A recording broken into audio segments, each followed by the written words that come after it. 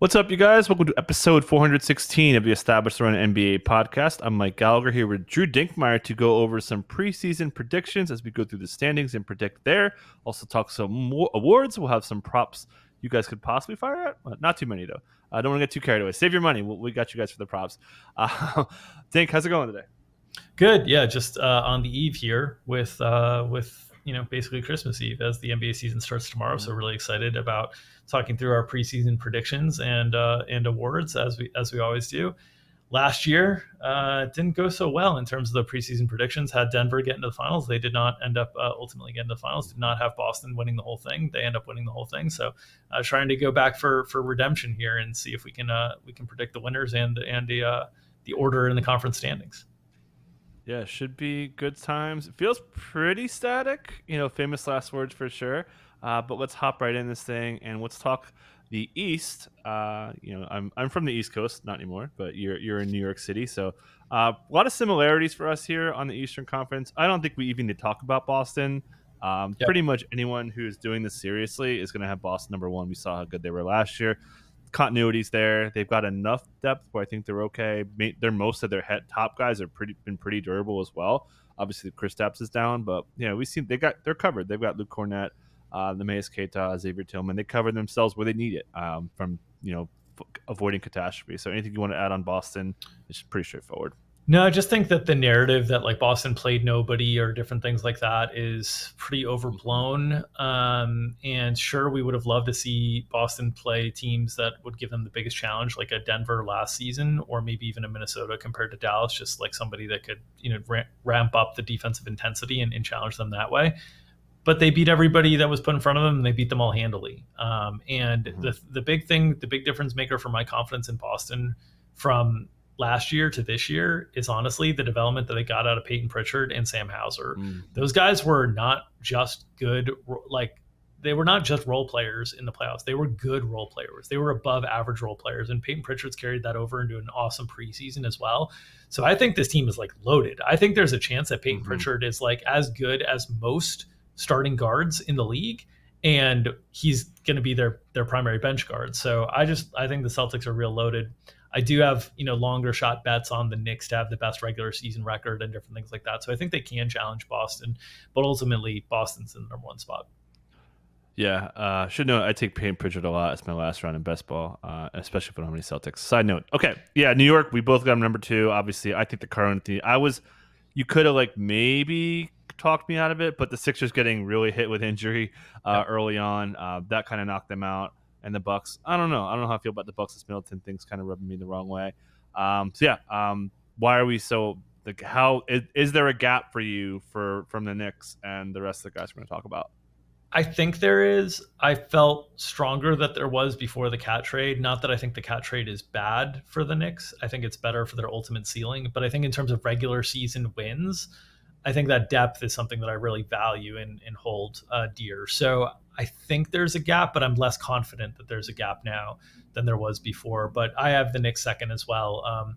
Really love the ceiling of this team and love the way that they all fit together. Just worried about the depth and just worried about if injuries hit in the regular season, how does that impact kind of their managing through the regular season? But ultimately, Tom Thibodeau teams generally win more in the regular season than their expectations are. So I'm pretty optimistic on the Knicks. I do think they'll get into the mid 50s in wins here, and I think they'll be within striking distance of Boston through most of the year. Yep, with you there. Again, I love the Cat sign. I think it's gonna be so good. We've seen that Jalen Brunson Cat pairing look absolutely incredible in the preseason. So with you there. Okay, now we got some differences here. So I'll go to you first. You're very much staying on brand here. Who do you got for number 3 in the East? Yeah, I've got the Orlando Magic. I talked about loving depth. Man, this team has so much depth from a regular season perspective, and I'm expecting Paolo Banchero and Franz Wagner to continue to take a step forward. I think they're in the mold of the Tom Thibodeau teams we've seen in the past, either with the Knicks or with the Bulls, where they just defensively hound you so much in the regular season in a way that teams are just come on, what are we doing? We're just playing regular season basketball. Why are you up in my grill so much? And I think they're going to get a bunch of wins because their defensive intensity is so much stronger than everybody else. They're a young team, a lot of energy brought to the table. I think they're going to have a great regular season. So I have question marks Yeah. about them in the playoffs still, but I think they're going to have a great regular season. So Orlando, one of my best bets on the win totals pod, that we recorded a month ago. I've got them as the number 3 seed. Yeah, I've got them fourth, so I'll just echo your thoughts there. Very Minnesota-y vibes, right? You got a lot of depth, and you got a killer defense. That trends super well for your regular season win totals. So I've got them fourth. I wanted to get a fun one in here, and I think Kenny Atkins is a great coach. And the Cavs ran really bad. The Mitchell injuries, the Mobley injuries, Darius Garland getting his jaw shut and not getting back on track. Jared Allen had some stuff, got hurt in the playoffs. Um, Max Strus, was kind of miscast with the role he had to play. Their depth's pretty solid. So I think the Cavs are going to be really strong. This is kind of my hot take there. So I got them third.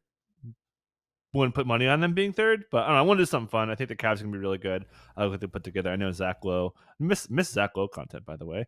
I know he's really high in the Cavs too. So I got them third there. And then, as mentioned, I got the Magic fourth. But who do you have fourth?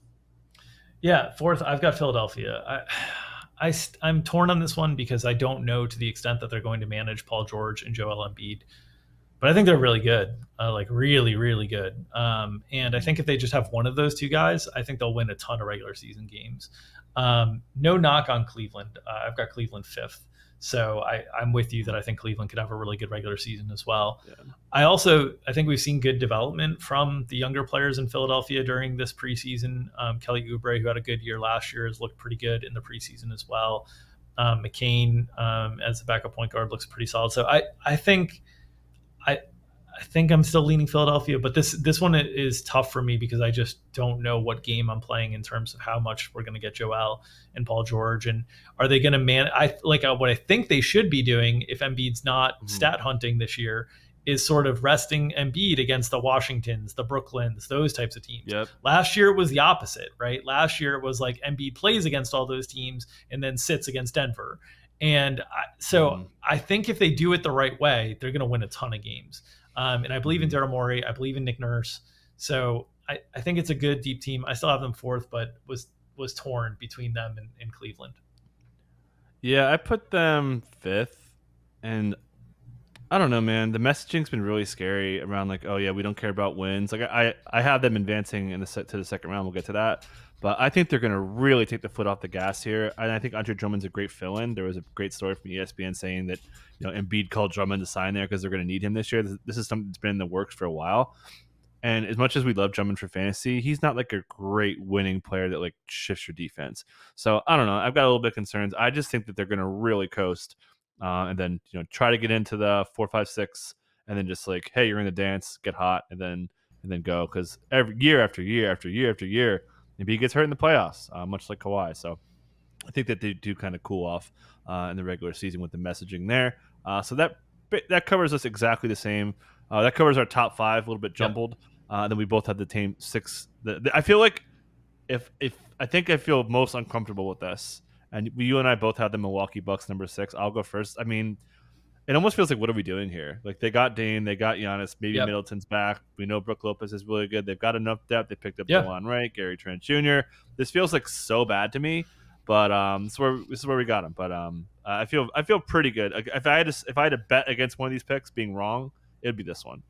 I feel the same. I think you could have ordered 3 through 7 in kind of any way that you wanted to go. Yep. That's Orlando, Philadelphia, Cleveland, Milwaukee, and Indiana for me. I think you could have kind of labeled them anyway. I ended up landing with Milwaukee here. I think I'm still just a little bit concerned about how much Doc was playing Giannis and how that will perhaps bring in a downside in terms of a Giannis injury that really hurts the floor of this team from a wins perspective. And that's ultimately kind of what pushed them down for me. You could say I'm like not doing the same to Philadelphia, and I'd be like, okay, that's probably fair. But I agree with you. This feels the most uncomfortable. Like, and you'll see when we get into the playoff matchups that we value Milwaukee heavier than this ranking if we were to play them in a playoff series. But ultimately, from a regular season perspective, I just have a little bit of concerns. And this team didn't win a lot of regular season games with Doc last year. So I just kind of want to have them prove it to me, even though I love their offseason, loved Gary Trent Jr. acquisition, loved DeLon Wright, thought they did a great job. So I feel a little torn here, but this is where I landed. Yep, I got a bigger gap here between us and the Pacers. So we both have the Pacers number 7. Again, they're going to be pretty solid. They're going to play fast, score a lot of points, all that good stuff. I don't know. I definitely feel like they ran a little bit hot last year. I think the teams are going to be a little bit more aware of what they're going to do with pace. They're talking about changing their scheme. They haven't done it in the preseason so far. So yeah, I feel pretty good about the Pacers not being in this tier, but I could be wrong. They obviously have a pretty good talent, and maybe their lottery picks do pan out. Maybe Jarris, who's had a great That's preseason, yeah. builds off that. That would be the path to them climbing to me. Why are you a little bit closer on this? That's the path for me, is that if Jarris Walker becomes living up to like a lottery pick in terms of his impact, he could be a defensive hound who also really benefits in transition, kind of like a low key Pascal Siakam type if everything kind of breaks right. And that's the juice upside for Indy. We also saw like they played a lot of the second half last year without Halliburton, or with a banged up version of Halliburton recovering from that hamstring injury where he really wasn't pushing himself in the same way. I think you could get a full season with Halliburton. And that changes things. The big thing here is though that they shot so well as a team last year that you have to expect some level of regression. That I agree that maybe there's a bigger gap here that I'm leaning into, but I am optimistic on what I've seen from Jarris Walker. I'm optimistic in Rick Carlisle. Like I believe in Rick Carlisle. So like there's things, but I see how you could say there's a gap between Milwaukee and Indiana. Yeah. Obviously, Indiana needed all the injuries from Milwaukee to get past them in the postseason last year. Yeah. Well, we'll say we got Milwaukee going faster than Indiana in the next round to kind of to make another point there. And then 8 through 10, we got the same. We got Miami, Atlanta, and Charlotte. I don't think there's anything really to say there. If you want to kind of hit it pretty quick. Yeah, I think the only thing, I think Miami and Atlanta are trying. Miami is a veteran team that is like built to win now, but not built that great to win now. And then Atlanta is a team that doesn't have control over their own pick. So those teams should be trying. In and of itself elevates you to the 8-9 spots in the East, because everybody else might not be trying. And so the 10th spot is really tricky to figure out. Charlotte seems like the team that's least intelligent about tanking in terms of their ownership and whatnot. So I put them at 10. But I think if you told me that Toronto and Charlotte were playing the season with full intensity, I would have Toronto here. But Toronto's already made the comments, like Jakob Poeltl's initial press conference. I just couldn't put Toronto here, but that's ultimately what the decipher one for me is. And then I think like Chicago you could have Chicago in this range, just because like they've shown an unwillingness to tank in a way that I'm maybe assigning to Charlotte here. And Lonzo, returned over last week, and maybe there's excitement and enthusiasm there. But I think Chicago's offseason moves paints a different picture. And their top 10 protected, so they have like bigger incentives to tank than some of these other teams. So that's how I landed on Charlotte. It was kind of a process of elimination. Yeah, I like Charlotte. I think they've had a fun preseason. I like how their offense is going. They've been very, very heavy catch and shoot. They've kind of washed their hands with the archaic Steve Clifford offense there. So yeah, I'm with you. That's kind of why I think they're fun. A team I want to take shots on in fantasy as well. We know that they do play fast and produce with LaMelo out there. Let's do the West order here, and then we'll get to the playoffs after that. Much like for the top, OKC pretty much can't be talked off. We do have the Hartenstein injury, so let's actually talk about that. Does the Hartenstein injury, 5 to 6 weeks, does that swing anything for you? Or they've got enough. I should add, they don't have the depth there. Kenrich Williams had knee surgery in September. He's probably out for the first couple weeks. Jalen Williams, the big, he had a hamstring pull, not severe, probably questionable opening night. So we've seen Ousmane Dieng sub in, certainly a guy who had upside but hasn't panned out yet. So they're feeling it a little bit there. My God, Chet could just really cook here early. But does this Hartenstein thing change it for you and maybe move? Obviously, it moves the other teams closer, but Correct. Would it? Is it enough to talk you all out of them? Not enough, but would be enough for me if you like to be concerned about if you were buying the really high the adjusted up win totals on OKC that got into the upper 50s, enough that I'd be a little bit more concerned on that front, but not enough that I'd say that they aren't going to finish as a 1 seed. I just think this team, even without Hartenstein, still has plenty of depth. It's a lot of players that should be entering kind of their peak years or ascending. years that are playing together for the second full season in terms of J-Dub, Chet, and Shea, and they fit so well together. And I'm expecting a really big breakout year from J-Dub. So I still have them as the one seed, and clearly so, but I think it would make me a little bit more nervous on kind of the high end of the alt win totals or the higher end of the win total stuff for OKC, because Harden Trent's a very impactful player to winning. Yeah, I think if I was, not doing content and not writing, and I wanted to be like quick about it, I would have the thing I would have done first. I would have bet Denver against OKC with whatever the spread was. I think that hurts the most. Yeah, right, because like that's when those games. That's when you're gonna feel it. The games when you're playing against Joker, Embiid, Sabonis, like that's when you're gonna feel it. Other than that, I don't think you're gonna feel it. Yeah. I think you're gonna be fine. The perimeter defense has been insane. Caruso, Case and Wallace has looked really good. Obviously, Lou Dort. So again, just those they might lose like 2 or 3 games against those teams where they may have won. So yeah, I'm with you there. I absolutely love this team. We'll talk more about them on the awards. Number 2, you and I both have Minnesota Timberwolves. They did lose Cat. I was a little bit more concerned at first, but now that I've seen it in action and I've seen the impact Dante DiVincenzo has had on this offense with the 3-point shooting the Cat lost, on top of Naz Reid really growing. He did miss the last game for a minor injury. He's fine. But we saw Randall play some center minutes last night. We saw, Mike Conley is obviously really good. They're getting a lot of growth. They're getting Josh Minott out of nowhere to add more depth to them if Julius Randle goes bad. This team's getting really, really deep. I said on the previous content that they had the best 6, 7, 8 with Dante, Nickeil Alexander-Walker, and Naz Reid in no particular order. But yeah, this team's just like very OKC-like, where they like are just so good. We know they got a good defense as well. Really, really high floor. You could extend that out to 6, 7, 8, 9, 10, 11, 12. How deep do you want to go? I mean, they've got guys that looked great in the summer league, like Terrence Shannon Jr., who is not going to be in the rotation to start the year, not going to be particularly close to the rotation to start the year. So I think this team is just loaded from a regular season wins perspective. You comp them to Orlando when we're talking the East, and I think this is Orlando with more juice, right? Because Anthony Edwards has shown and taken his game to the next level that Paolo and Banchero were waiting for him to do, and I think Paolo will eventually. But this team from a regular season perspective is really, really loaded to be able to get through. I think the depth is awesome. If you told me who's going to unseat OKC in the regular season, this would be the team that I think would be most likely. Everybody else, I would be surprised. The West is very deep. The West is very, very deep, and these teams are very, very good. But from a regular season perspective, I think Oklahoma City and Minnesota gap the rest of the West in terms of how they are prepared to get through the regular season. Yeah, preseason pilled, Josh, it's hard to get a guy who's like borderline rotation, but 118 players have 35 possessions in the preseason. Josh Minott's first. He's been unbelievably efficient, 1.5 points per possession from him, just absolutely cooking. The shot looks great. So yeah, this team's so deep. Okay, so we got some differences here. Let's go to you first. You're kind of you're playing the chalk route. I, for my number 3 spot again, am not. What do you got for number 3?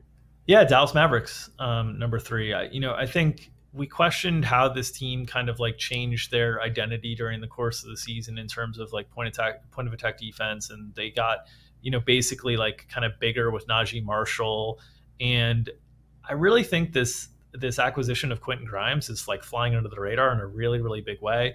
We'll see. I know, Knicks fans still have a statue here built for Quentin Grimes as the future as a role player that they wanted to invest in. And maybe I'm pilled on that front, just being a New Yorker now. But I think Grimes really fits well for Dallas. And I think with the continued ascension from Derek Lively, I think we'll get more into the award stuff, but I think this is Luka's year for MVP. So like, I think it's all going to kind of come to fruition with a very good Mavs team that figured out everything in the second half of the season after that PJ Washington trade, when they soared up those standings and then went through the Western Conference in the playoffs. I think that deserves a lot of credit. And as much as we've banged on Kyrie for durability over the years, it's been more of weird off the court stuff than it has been of health stuff.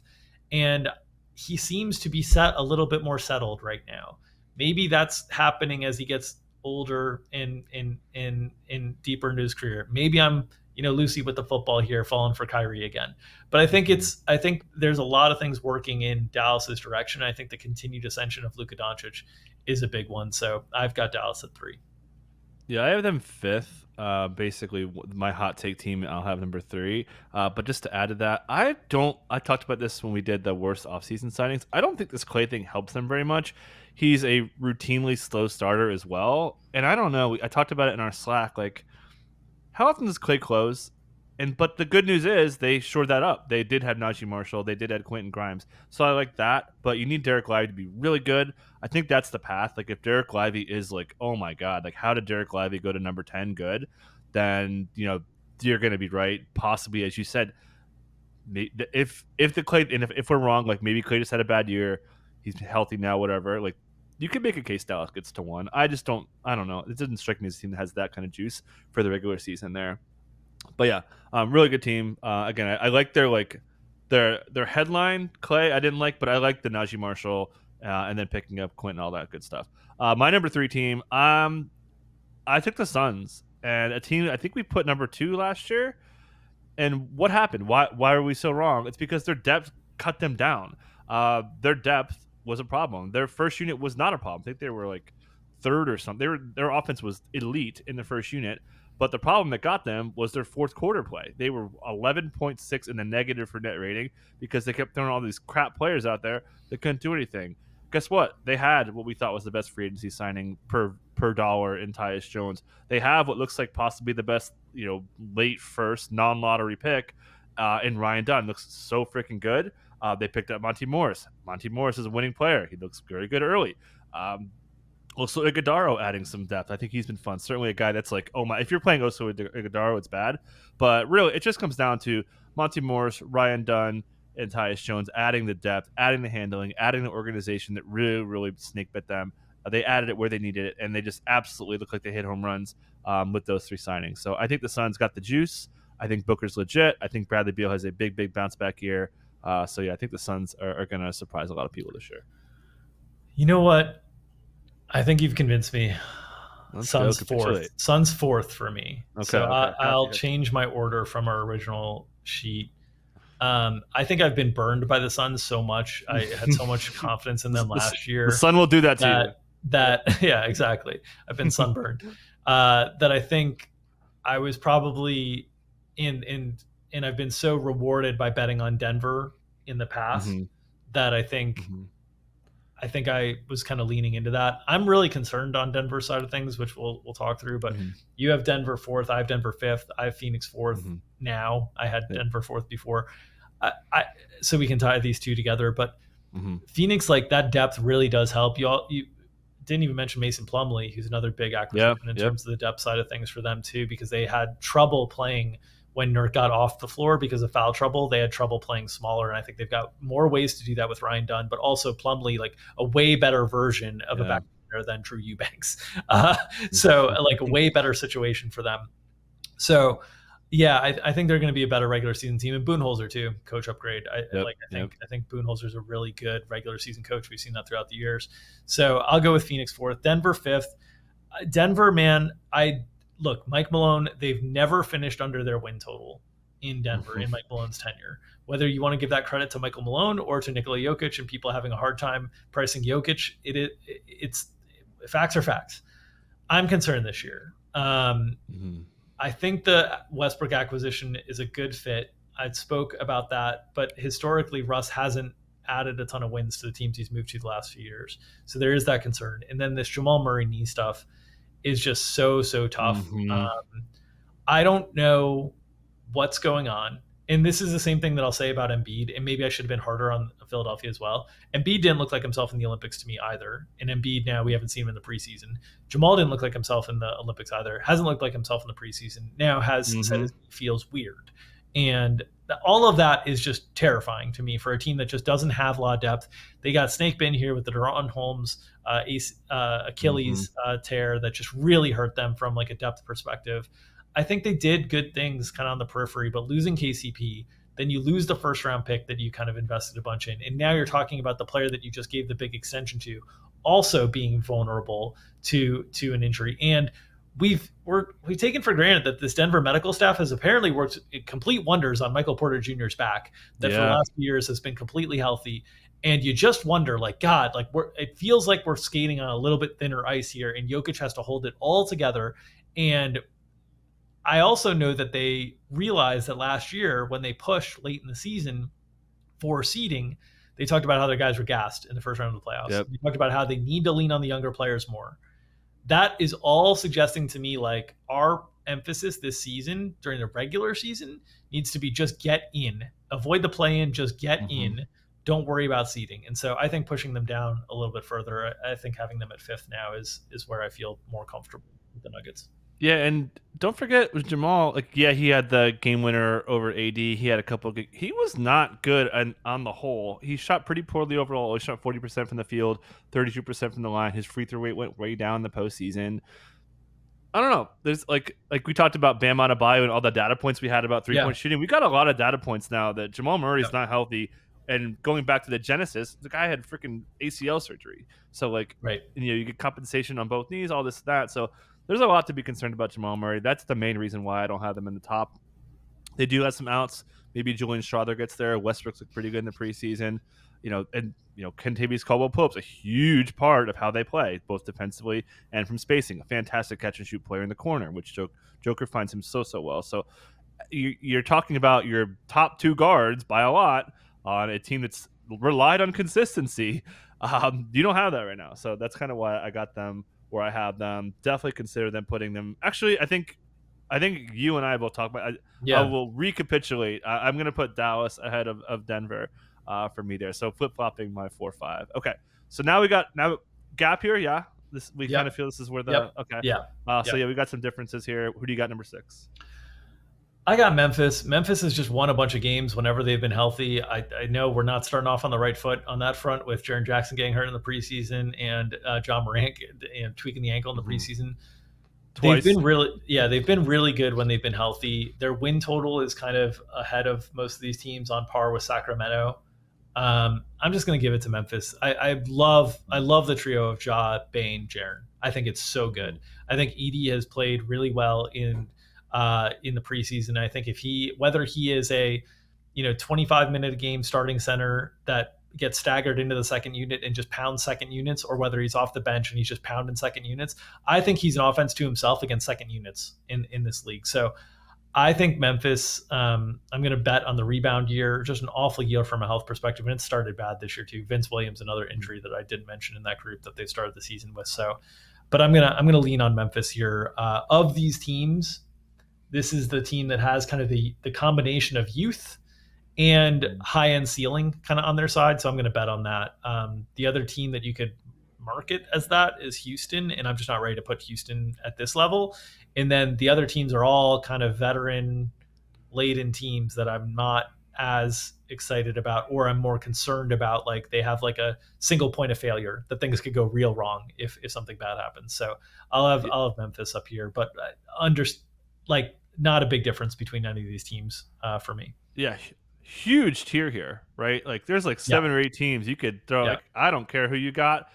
So I got Golden State. I like their depth. I think their depth is going to be a big reason why they're going to succeed. I love the Buddy Hield, Anthony Melton, Kyle Anderson pickups. I think Kuminga takes a step forward. Moses Moody's had a big preseason. Pods could take a step forward. So you've got, all that fit from DeAnthony, Buddy, and Kyle Anderson, like perfect fits on top of adding more depth. I love that. So I think they're going to be able to, even we talked about this, we did the win totals pod. I feel better about it now that we talked about, if Steph plays 60 games, you're winning this. Yeah. I think even if Steph plays like 50 games, you might still be okay because they're covered where they are. Buddy and DeAnthony Melton have looked very, very good. So really like this team depth. I have Memphis actually capitulated a little bit, moved them up to number 8.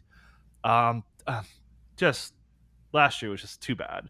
I can't quite get there, so a little bit of recency bias. And again, like as much as I like Scottie Pippen Jr., like he's not Tyus Jones, and they got nothing behind Scottie either. It's a risk. Yeah, they got nothing behind Scottie at all. So, I like Jaren. They would really miss him if he goes down. He's had an injury history. Is the Zach Edey thing going to work? So I got more questions than answers. So that's why I got them 8. Okay, so who do you got next at number 7? Yeah, so I've got Golden State at 7. I agree with you on Golden State's depth being really great. I think the reason that I had them 7 is I think ultimately like the really high end ceiling just isn't there for me on this team anymore. Hmm. For them to like finish like third or fourth in the conference, you'd have to have a massive jump from Jonathan Kuminga this year, or like Hmm. Wiggins like regaining the playoff form that we saw, not even the seasonal form that we saw, but just that playoff run that he had. I do think the depth will hold them up though, and I think Steph and Dre as winning players are enough to kind of make it happen. But I do think we're at a single point of failure where if Steph went down, I'd ultimately be like, if Steph plays 50 games, I'd have this team maybe out of this range. And so like Yep. I think we're very Steph dependent here, but I do love the depth. And I do think 43.5 is too low on their win totals. So I think we got a lower number there a month ago, but I still think Yep. that's Yep. pretty low. So I have Golden State 7. Yep. So we're right there. Basically jumbling up 6, 7, 8. We both have the Kings in this range. I had them 7. You had them 8. I mean, talk about a high floor. Like Demonis Sabonis, Yeah. DeMar DeRozan, first and second in total minutes per game. They are just absolutely bulletproof. De'Aaron Fox, had that third grade 3 ankle sprain a couple years ago. It's bothered him, but he's played through. He plays through a lot of stuff. He's been really good. Keegan Murray, ultra durable, adding some growth there. Feeling a little bit on the depth with Trey Lyles being hurt. But they've got Malik Monk. I think that they're Yeah. pretty solid, and they're going to score a ton of points. How do you stop? How do you keep this team under 110 most nights? Is going to be something that's going to be tough to do. But yeah, I think they're just too solid, and they've just done such a track record of being healthy. And I like Mike Brown, Yeah, that they're Mike going to Brown's a be good enough coach. enough to produce. So yeah, I think that Yeah. they're just really really solid. Yeah, I could have easily slid in again as high as 6. Hmm. I think Hmm. I think Yep. they're really really solid. I do worry about the depth. Getting Keon Ellis to be what he was at the end of last year was a huge win for them. That was really really important. We'll see if Kevin Herter Hmm.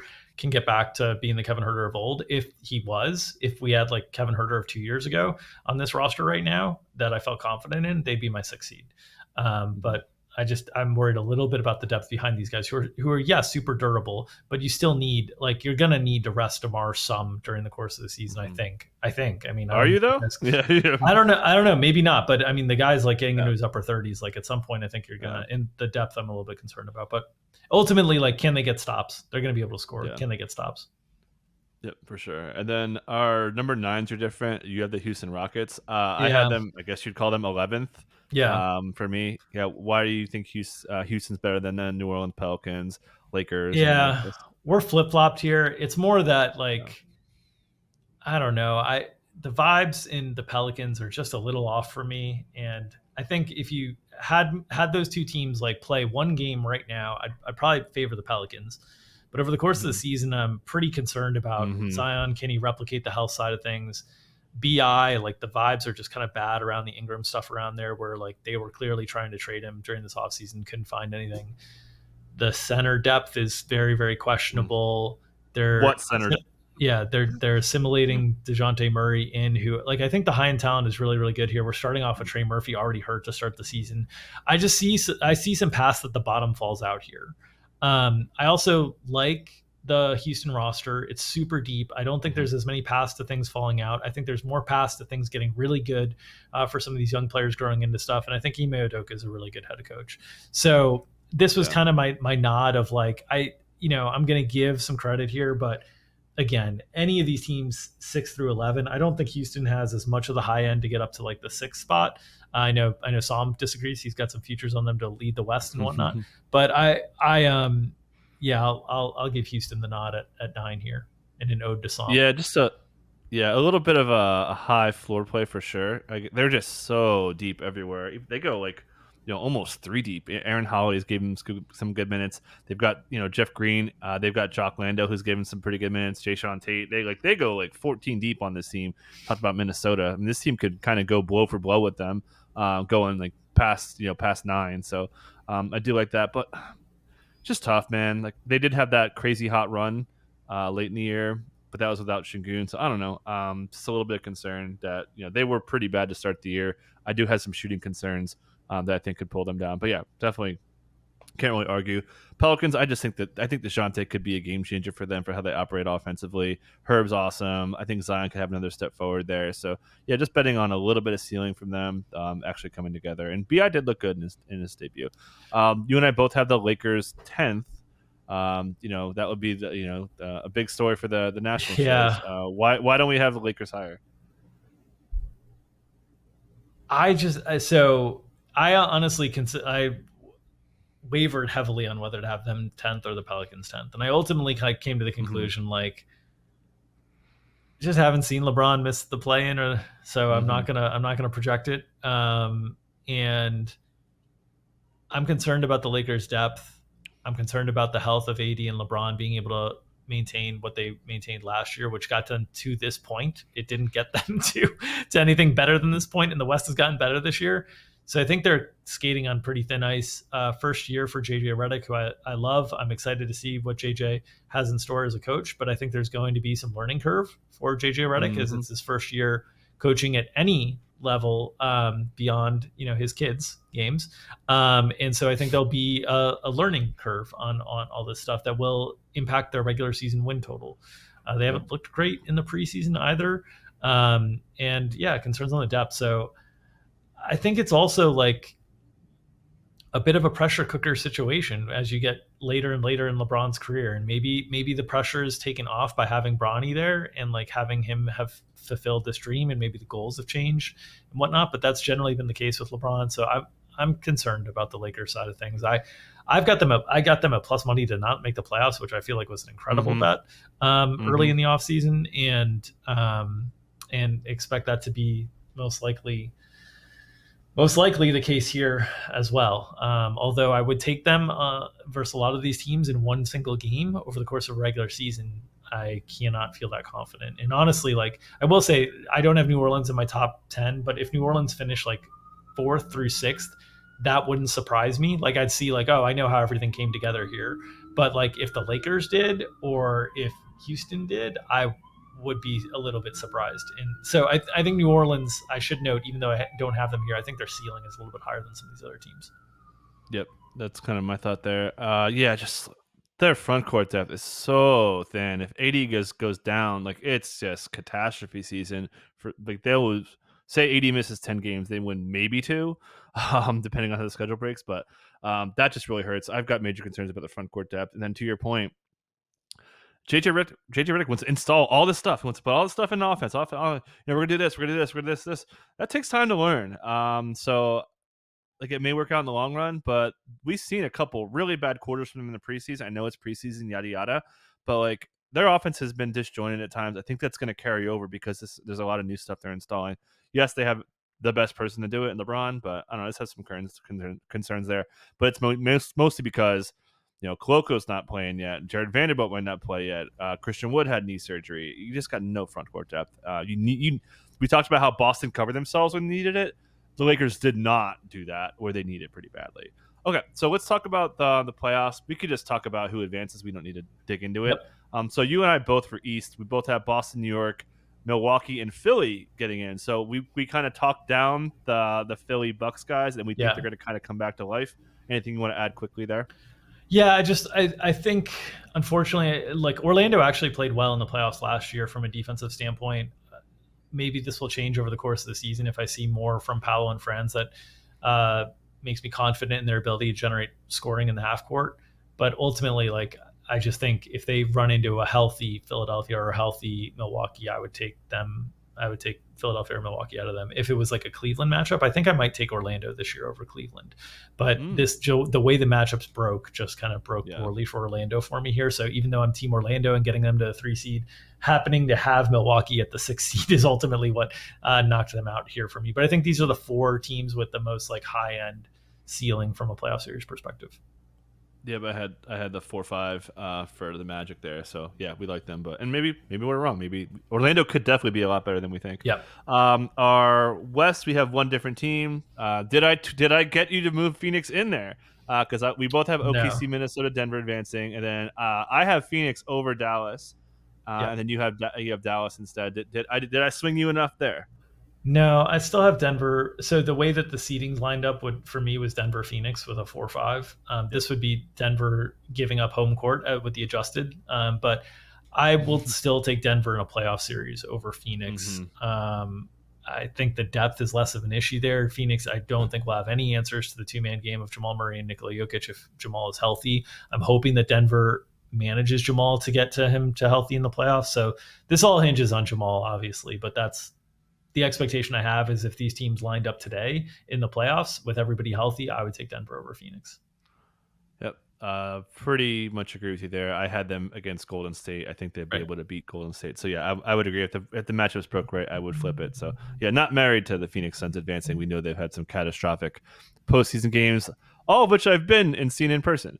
Um, so let's go to the conference semifinals. Again, we are matched here. We both have Boston and New York, and then OKC and Minnesota beating the teams we just talked about. Philly and Milwaukee going down. I mentioned Phoenix, and then both of us has Denver compared to Dallas. Yeah, pretty chalk here. Anything you want to add?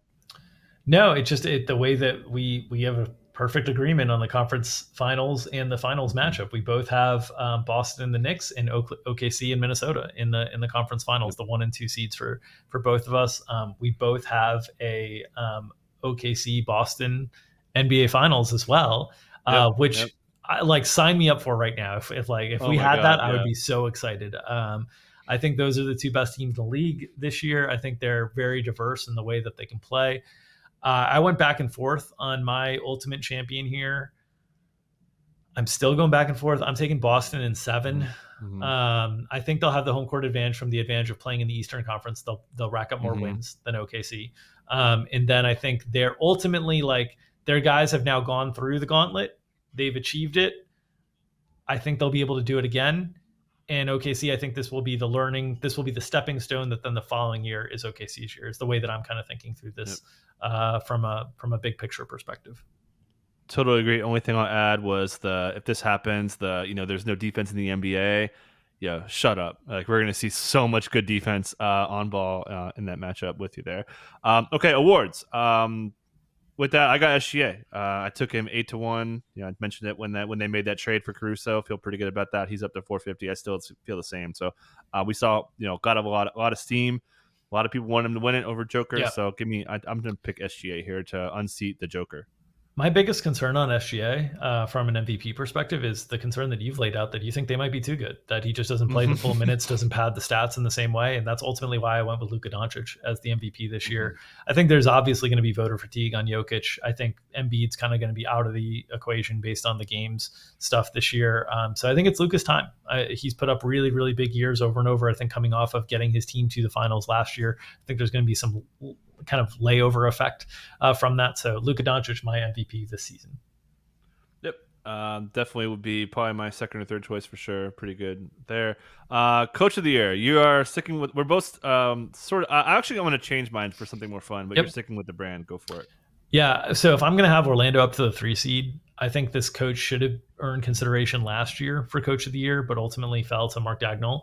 But I think Jamal Mosley is going to be the coach of the year this year. I think people are still sleeping on Orlando in a way that if they finish as the 3rd seed in the East, people are going to be like, whoa, this young Orlando team, when they really took this jump last year. But nobody cares because they're the Orlando Magic. They're not playing a super exciting brand of basketball that drives a lot of highlights and clips.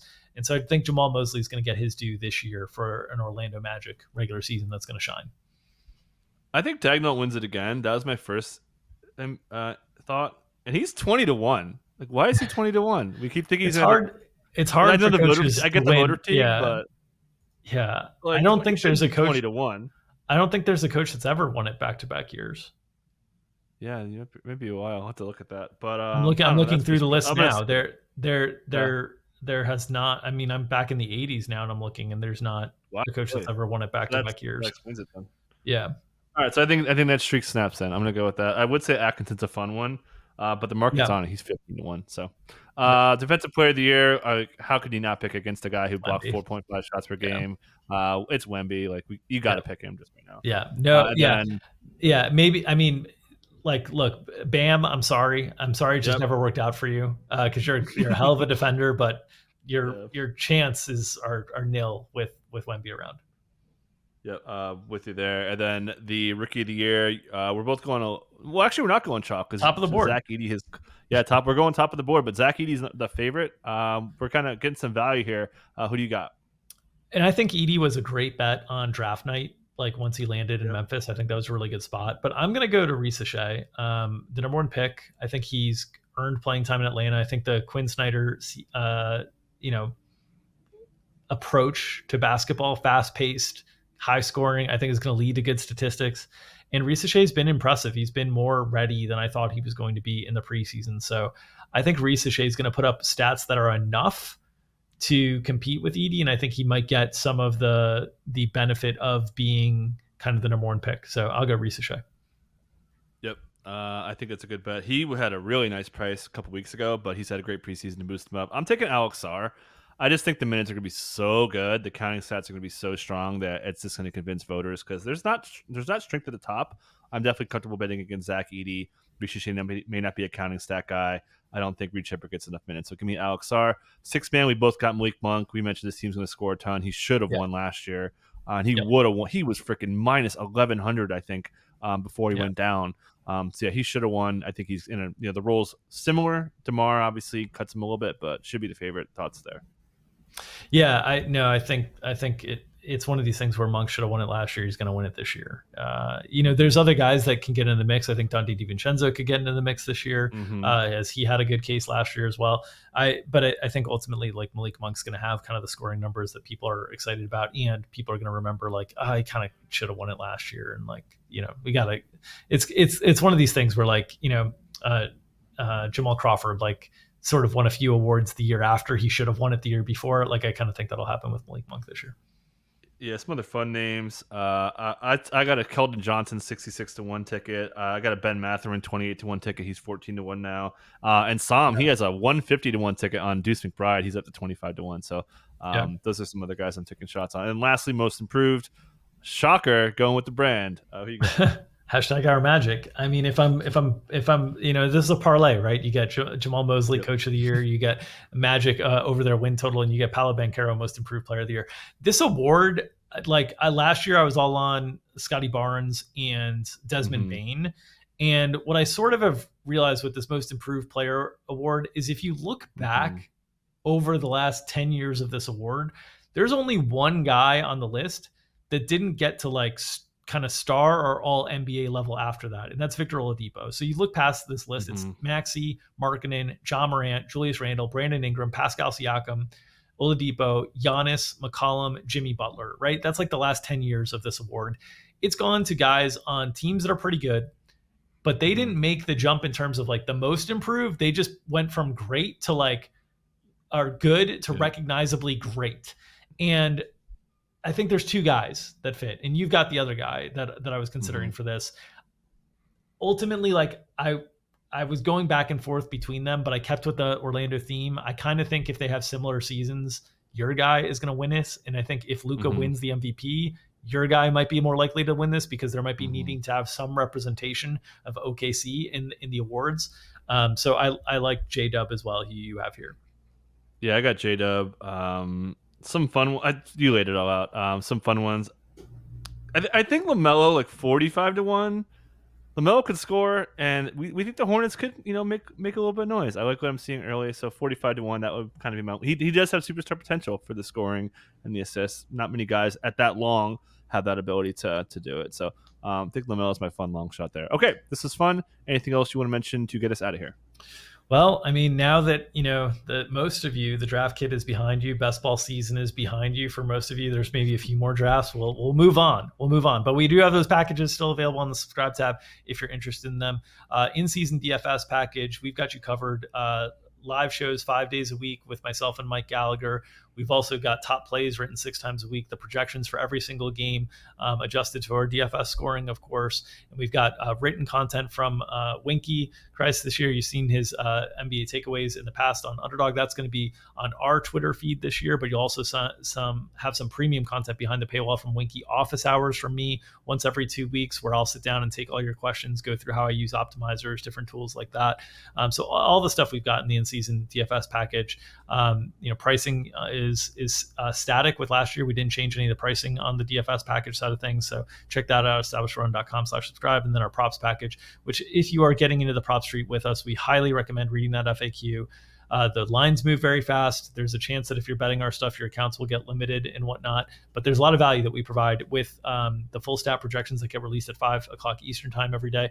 We've generated a 14% ROI in each of the last 3 seasons or better with the official props that we've releasing about 1,100 to 1,200 bets during the course of the season, churning out about 180 to 200 units each of the last 3 seasons. You can check out more about our props product and the success it's had on that FAQ. You can learn about what it's like, and on our YouTube page, Established Run NBA, you can see the props year in review video that we posted last week. So a lot of good stuff on the prop side of things. Would just highly encourage people to understand what they're getting into. This is why we only make it a weekly sub. This is why it's priced higher. It's priced at a point for people who can find ways to get the bets in whatever way, and it's priced only weekly so that if it doesn't work for you, you're out. You're just one-time sub commitment. You're not priced for a whole month at a time, not priced for a whole season at a time. You get the opportunity to see if it's working for you.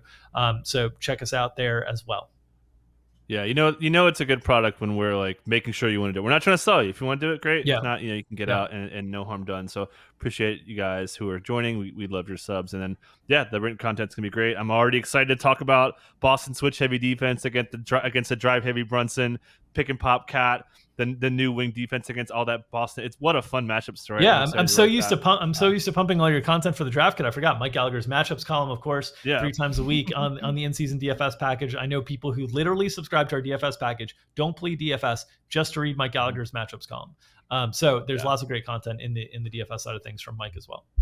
Yep. Yeah, we don't do anything. We don't do anything. We wake up, do basketball every single day. Dink and I are just and Sam and the whole team. We got a bigger team this year too. So really excited about what we got going this year. Yeah, this nothing better, man. I enjoyed Hawaii, had fun golfing, but it's go time, baby. So appreciate you guys. Catch you guys next time.